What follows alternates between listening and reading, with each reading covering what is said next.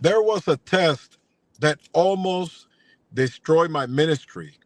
And for a season, I thought I had also damaged, it also had damaged my relationship with God and even my marriage.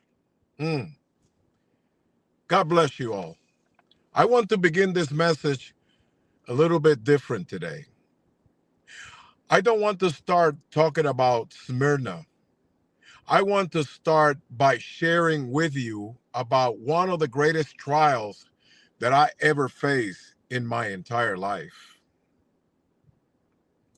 Many years ago, God gave me the privilege of pastoring a church.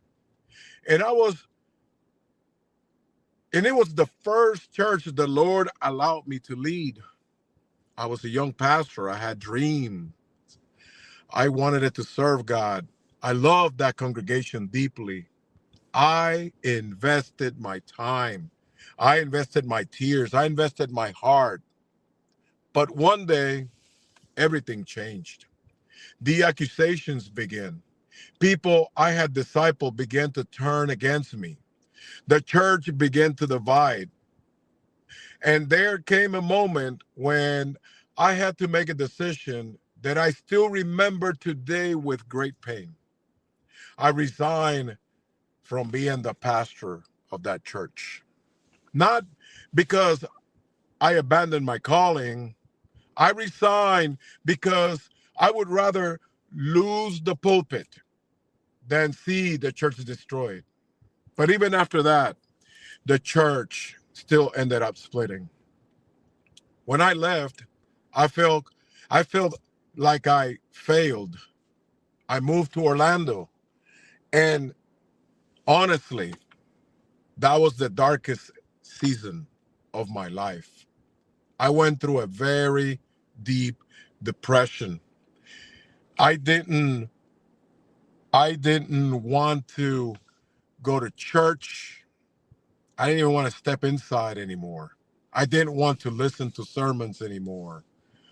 I couldn't understand why God allowed all of that to happen. I began to feel like God had abandoned me. And that trial did not only affect my ministry, it also deeply affected my marriage. Many of the struggles we are still trying to overcome today. You know, but I want you to know that we're still fighting. We still believe. We are still trusting God to finish the work that He began. And I want to say something very important. I am not preaching this message as someone who has already arrived. No, I'm still fighting. I'm still praying for my marriage. I still pray for my children. I still battle with my health.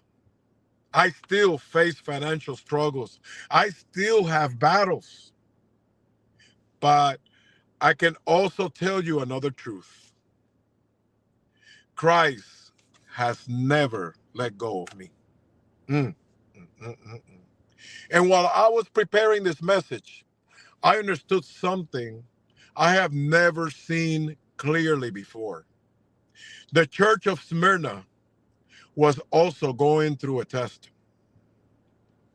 It was not a famous church. It was not a wealthy church. It was not a church admired by the world.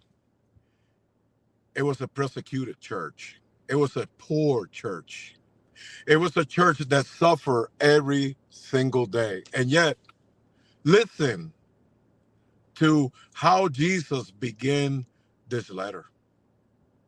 Revelations chapter 2, verse 8 and 9 says, "And to the angel of the church of Smyrna, write these things, says, says the first and the last, who was dead and now came to life. I know your works, your tribulation, your poverty, but you are rich. And I know the blasphemy of those who say they are Jews and they're not, but are a synagogue of Satan.